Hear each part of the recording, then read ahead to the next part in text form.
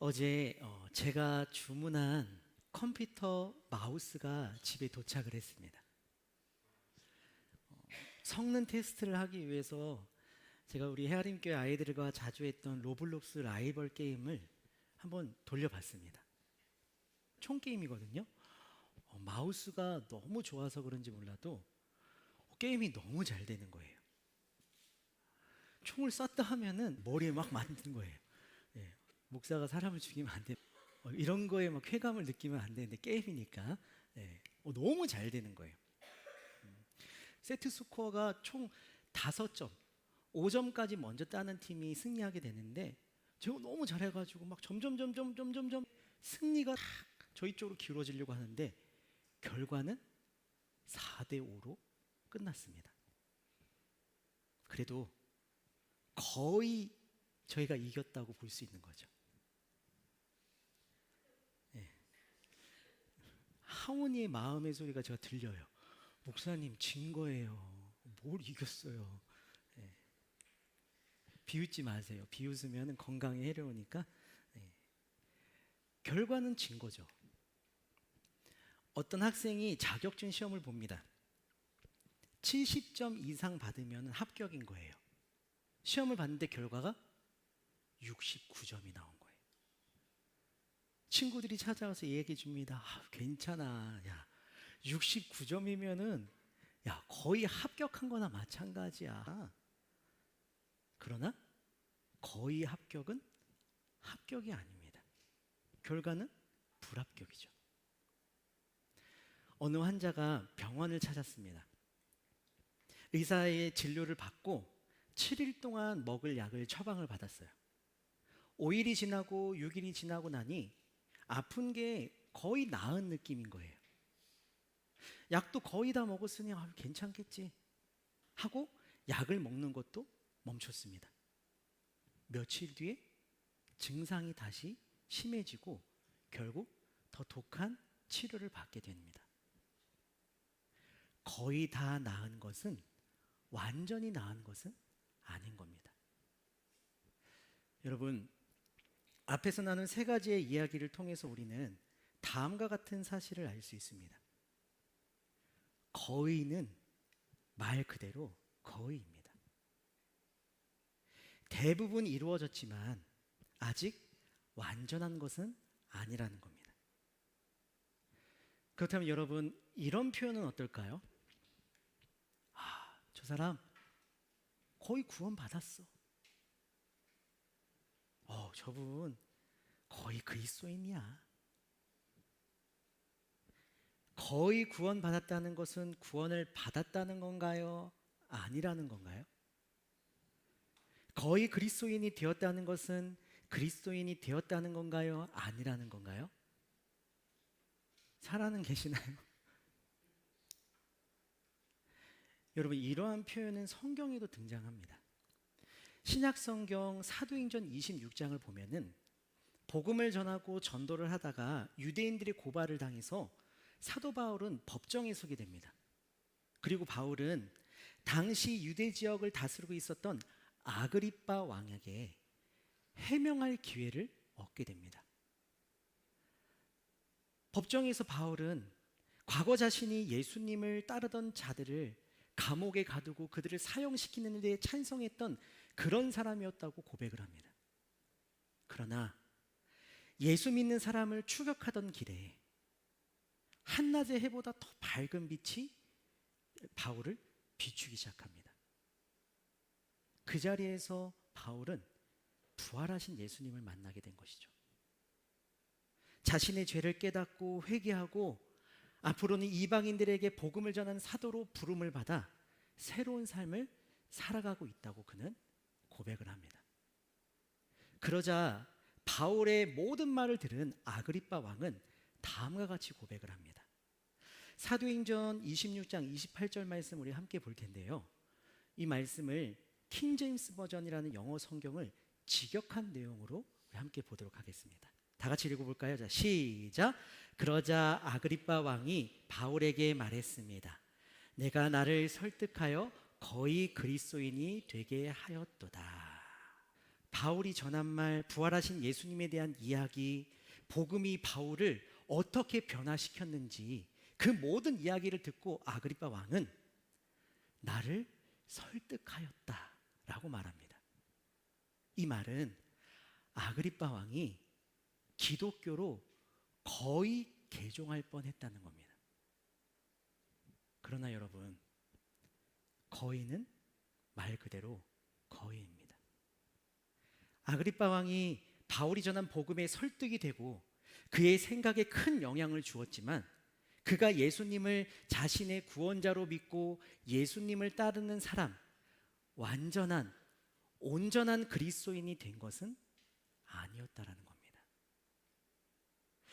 여러분, 이와 같은 성경이 우리에게 말하고자 하는 것은 무엇일까요? 그것은 세상에는 거의 그리스도인이 된 사람들, 다른 말로 표현하면 유사 그리스도인이 있을 수 있다는 것을 가르쳐 주는 겁니다. 유사 그리스도인이라는 이 표현은 17세기 영국의 청교도 목사인 매튜 미드라는 목사님께서 저술한 책의 제목이기도 합니다. 매튜 미드 목사님은 유사 그리스도인이라는 말을 사용해서 교회의 성도들을 깨닫게 했을 당시 영국의 교회는 암흑기를 지나서 부흥기를 맞이했던 그런 때였습니다. 그 당시의 영국의 사회, 이 교회는 유명한 목사님들의 설교를 통해서 매주 날마다 복음이 선포되었습니다.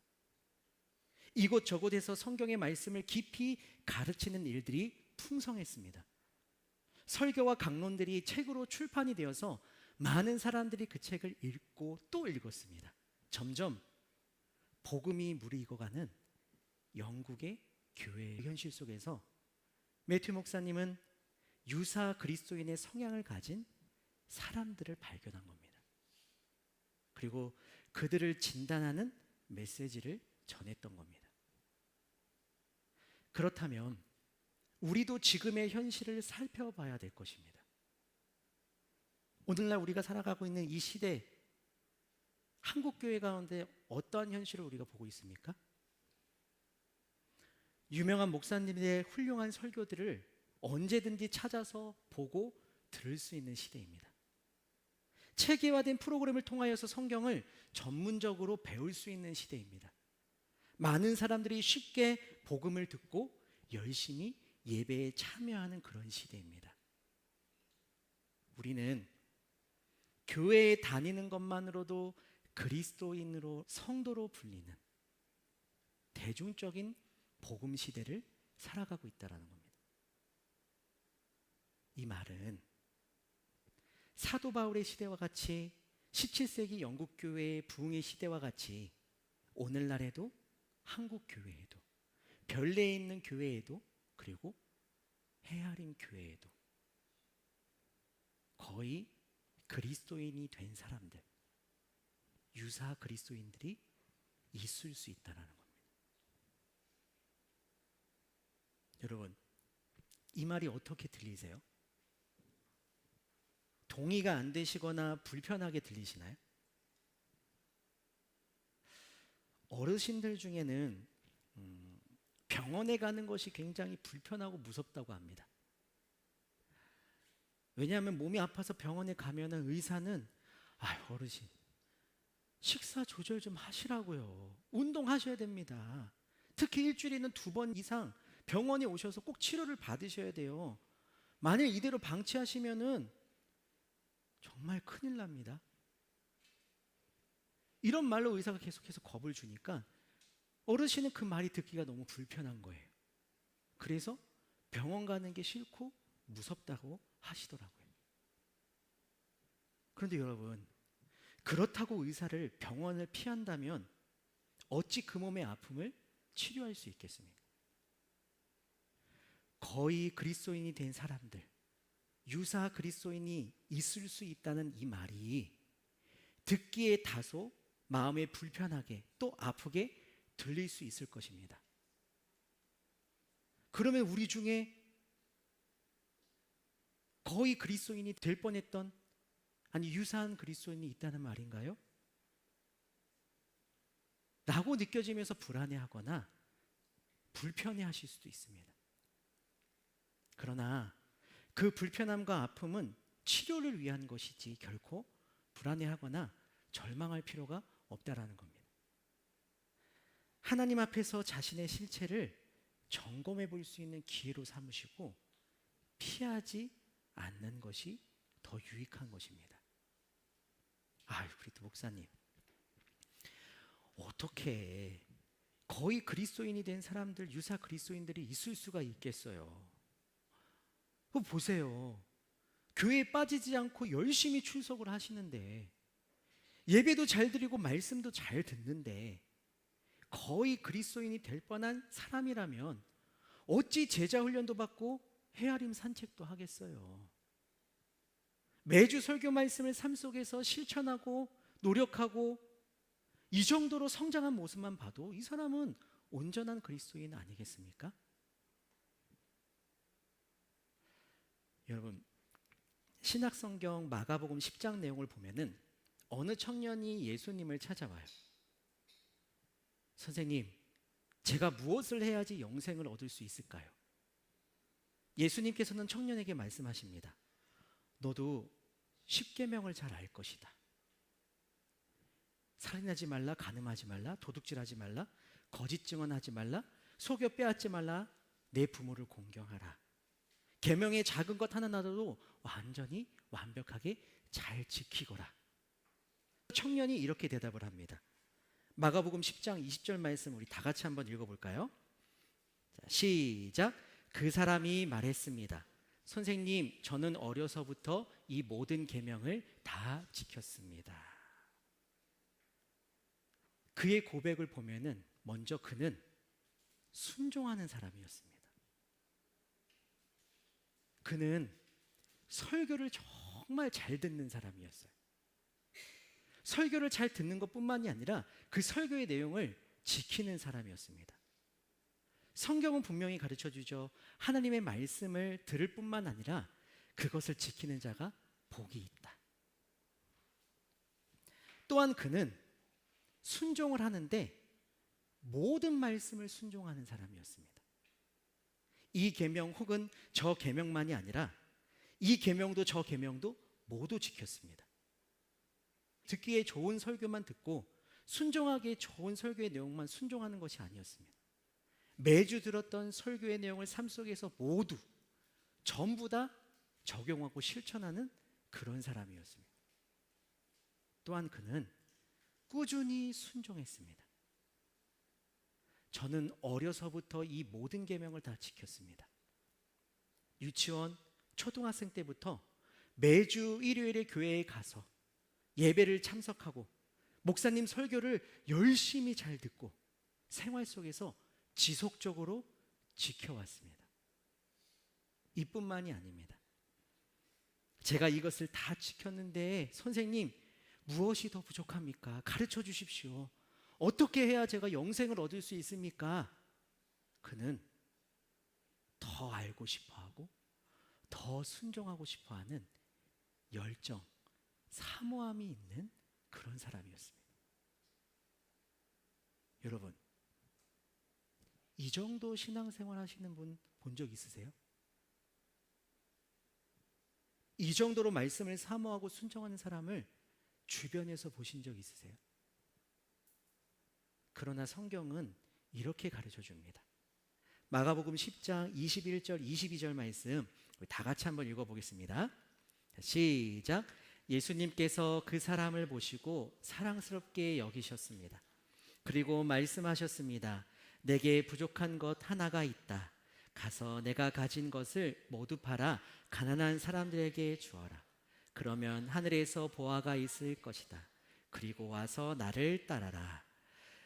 이 말씀을 듣고 그 사람은 매우 슬퍼하며 떠나갔습니다. 그것은 그 사람이 많은 재물을 가지고 있었기 때문입니다. 이 청년이 얼마나 예배를 드리고 설교를 듣고 제자 훈련을 받고 실천하고 지켰든 간에 그는 여전히 자기의 욕심에 붙들려 있는 거의 그리스도인이 된 사람, 유사 그리스도인이었던 것입니다. 여러분, 앞으로 헤아림 교회는 몇 주간 매튜 목사님의 이 책을 참고해서 거의 그리스도인이 된 사람, 유사 그리스도인이라는 주제의 말씀을 나누려고 합니다. 설교를 준비하고 계획하면서 제 마음에 고민이 좀 생겨요. 앞으로도 고민이 될 것 같아요. 왜냐하면 이러한 주제의 설교를 듣고 마음에 심한 부담감이나 불편함을 느낄 수 있는 분들이 계시지 않을까 조심스럽기 때문입니다. 벌써부터 분위기가 이렇게 가라앉아 있어요. 여러분, 건강검진 받아보신 적 있으세요? 건강검진은 특별히 아픈 곳이 없어도 건강을 유지하기 위해서 2년에 한 번 정도는 검사를 받습니다. 그 검진을 통해서 우리의 몸의 상태를 점검합니다. 피 검사, 엑스레이 검사, 시력 검사, 청력 검사, 초음파 검사, 위내시경, 대장내시경 등.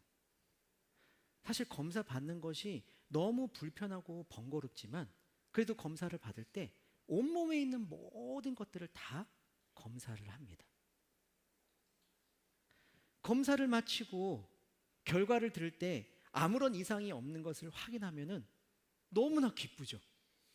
마음이 평안해집니다. 이렇게 먹었는데도 내가 이렇게 건강하다니 좋았어. 일주일에 2번 치킨 먹던 거 저녁에 야식을 3번 먹어야지. 결심할 수도 있을 만큼 마음이 편안해지고 기쁘죠. 근데 반대로 미처 몰랐던 문제를 발견하면 치료하면 되고, 그래서 더 나은 건강을 유지할 수 있는 것이 바로 건강검진입니다. 앞으로 헤아림 교회에서 나눌 설교가 마치 그리스도인 건강검진이 되었으면 좋겠습니다. 바울은 고린도 교회 성도들에게 이렇게 권면합니다. 고린도후서 13장 5절 말씀 다 같이 한번 읽어보겠습니다. 시작. 여러분은 자신이 믿음 안에 있는지 점검하고 자신을 시험해 보십시오. 예수 그리스도께서 여러분 안에 계시다는 사실을 알지 못합니까? 이것을 모르면 여러분은 시험에 불합격한 사람들입니다. 우리의 믿음이 어떤 기초 위에 서 있는지, 또 하나님 나라의 소망의 기초가 잘 놓여 있는지 살필 수 있는 기회를 가지시기 바랍니다. 다시 말해, 우리의 믿음의 토대가 모래가 아니라 흔들리지 않는 굳건한 반석 위에 세워져 있는지 용기 있게 점검하고 정직하게 확증하는 시간이 되었으면 좋겠습니다. 그래서 이제는 거의로 만족하는 신앙이 아니라 예수님 안에 나타난 하나님의 참된 사랑과 은혜를 온전히 누리며 고백하는 완전한 온전한 그리스도인으로서의 확신을 얻을 수 있는 저와 여러분이 되기를 주님의 이름으로 축복합니다.